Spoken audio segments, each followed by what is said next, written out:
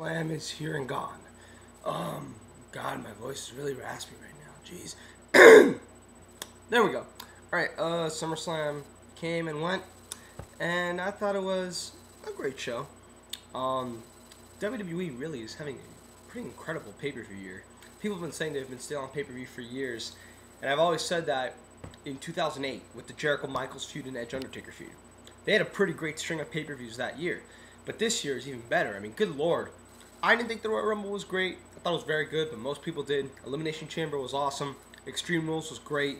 Money in the Bank was incredible. This show was great. I mean, I've never seen... WWE is putting on better shows on pay-per-view than Ring of Honor. I mean, 7th Anniversary show wasn't better than any of the shows I just said. Best in the World wasn't better than Money in the Bank, and it wasn't better than Elimination Chamber, in my opinion. Honor Takes Center Stage Night 2 wasn't better than most of the shows I said. Night 1 was better than all of them except Money in the Bank. I mean, really, even Ring of Honor on pay-per-view is struggling to beat what WWE is putting on pay-per-view right now. That, to me, really says something about the quality. Now, I know people are going to say I'm just a match mark, but I just want to point that out. I try to be different in my videos because everyone really in these videos say the same thing. What do you want me to say? The 6-man, I thought was really, really good. I thought it was fun.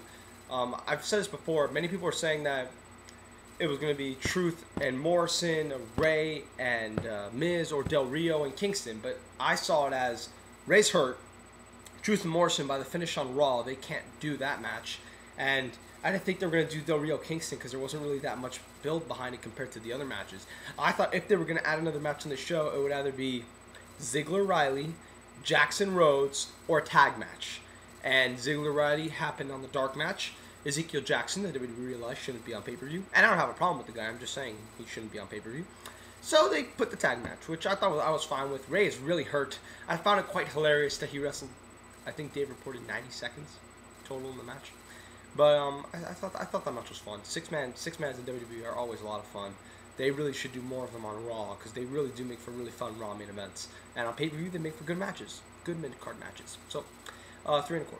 Sheamus, Mark Henry, I really like this match. Nice big man fighting, brawl, put him up, I'm going to knock your ass down type match. And I liked it. And I actually said on my Twitter before the match, I'm praying for a no finish. Because I thought Mark Henry pinning Sheamus clean or Sheamus pinning Mark Henry clean, they would hurt either one of the other guys. Mark Henry has been built as a monster the past 3 months, so I did think he should win. But Sheamus, at the same time, they're building him up as an up-and-coming face. And he's a really good face, in my opinion. I think Sanders said this in his video, he really is, he seems better suited for this role. I mean, a lot of people were really upset with him when he started out as a heel. Now he's starting out as a face, and, I just think the way he portrays himself as a face, he comes off really likable. And so I prayed for a non-finish. I didn't get a non-finish, but I got a screwy finish, which is fine. Henry put Sheamus through the barricade and won by countout, which to me is just fine.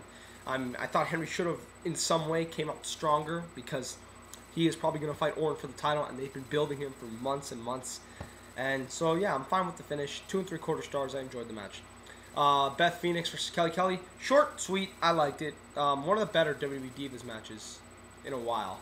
I did want Beth to win. But I've also been thinking this, they don't have Karma, so they're giving Beth the Karma role. And to me, it doesn't look that good. I haven't been that big a fan of this Beth Phoenix and Natalia stuff because then when Karma comes back, it's just going to be like, alright, I'm pushing you girls back down, and I'm coming in.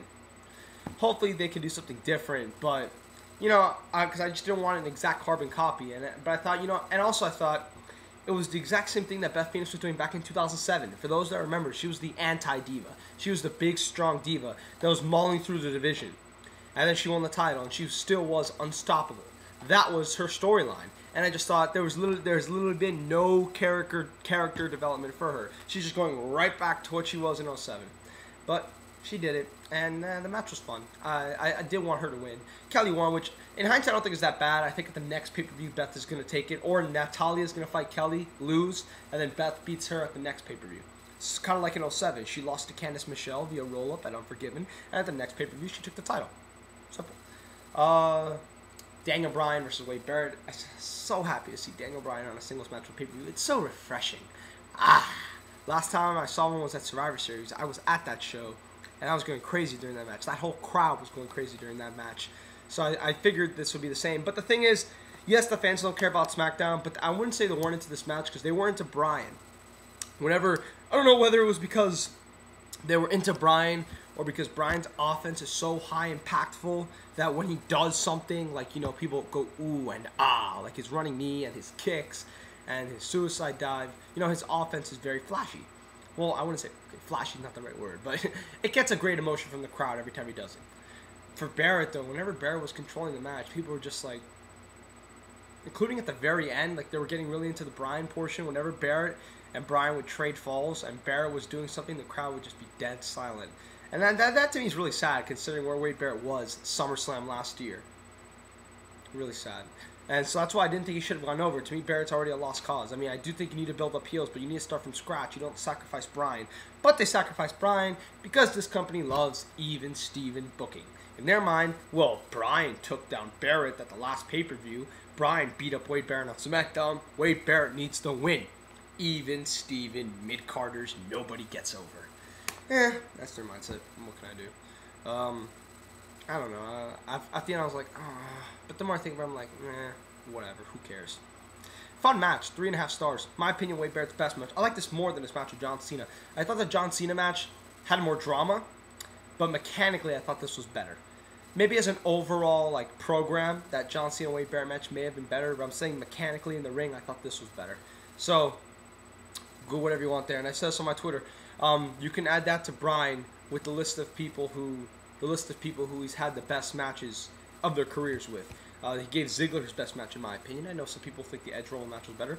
He gave Miz his best match. He gave DiBiase, Sin Cara, Barrett, Cody Rhodes. Some people told me Tyson Kidd. I haven't seen that match. So yeah, Bryan is pretty freaking great, even in WWE style. Orton Christian I thought was awesome. I loved that match. I didn't like it as much as most people, but I still thought it was awesome. I thought they really did hurt Christian though with that Edge promo. I thought it was just so stupid. I agree with Sanders Robin. I thought Edge should have done that promo, and then Edge should have come in later on in the match and screw Orton and do a heel turn. Now, granted, Edge is retired, but still, come on, he's retired. He's not contributing to the active roster. It really wouldn't hurt him to do it, because I thought Christian should have won this match and then lost next month, where Orton finally beats him to win the title. Because I felt Christian needed to beat Orton just once. But it wasn't to be. What can you do? They had an awesome brawl, though. This really gives me faith in WPG product, because Batista said on his interview with Dave Meltzer that he thought, look at my Hell in a Cell match with Triple H. You really couldn't do a lot of that stuff now in the WPG era. But with this match, the way this match was worked, it gives me great faith for the Hell in a Cell pay-per-view, because I think that if they can put on this quality in a no-holds-barred match, I think they could repeat that quality in a Hell in a Cell, hopefully. So, really awesome stuff. 4.25 stars. One of the best WWE matches this year. In my opinion, this is the best match in this feud. So, yeah. I'd probably put this on my top 10 matches, I won't lie. Cena Punk, I thought it was great, but I don't know, I wasn't that into it compared to their last match. Maybe it's because of, A, they followed Orton Christian. B, I really wasn't that interested in the match. I was just watching the match like this, going, this is fine. Oh, this is really good. Oh, this match is pretty damn great. But, you know, I was kind of like, you know, it didn't really emotionally affect me. I just thought mechanically it was a great match. And yeah, part of that, I think, is they had a 5-star match last month, and I really had no desire to see them wrestle again. And the finish was a lot. Cena had his foot on the rope. Kevin Nash came in. Del Rio cashed in. Ugh, very confusing. Obviously, a lot of people have been saying this leads to Triple H. He screwed over Cena, and then he screws over Punk by sending his friend Kevin Nash in to get Del Rio the belt. That's what some people are saying. We'll see. I don't know. I wasn't a big fan of Del Rio cashing in because I just thought, ew, you kind of hurt Punk there. But hey, maybe they, I mean, he had to win the title before the Mexico TV tapings. Everybody knows that because he needs to be the champion in Mexico, or at least win the title in Mexico. I just thought maybe tonight wasn't the right night to do this. They could have done this like tomorrow or next week or next pay-per-view. I really didn't. Tonight on SummerSlam, it felt like too much to me. I was just like, oh shit, what the fuck happened? But hey, I'm fine with him being champion. And yeah, I thought SummerSlam was a great pay-per-view, well worth the money, well worth the replay. I definitely think this has good replay value. And yeah, order the show. I'm Big Red 310. Oh, go subscribe to Stan the Movie Man, one of my favorite guys on here that does movie reviews.